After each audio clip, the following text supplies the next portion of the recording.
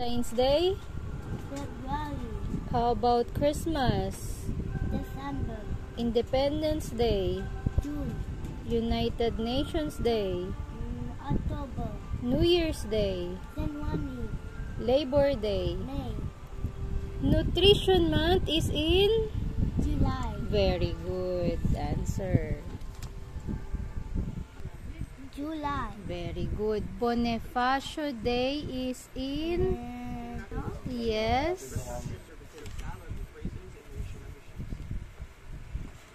Bonifacio Day is in November. Galing.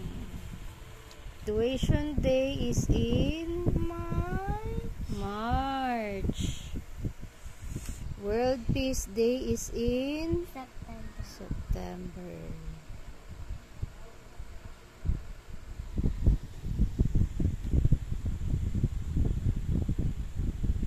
Next, Araw ng Kagitingan is in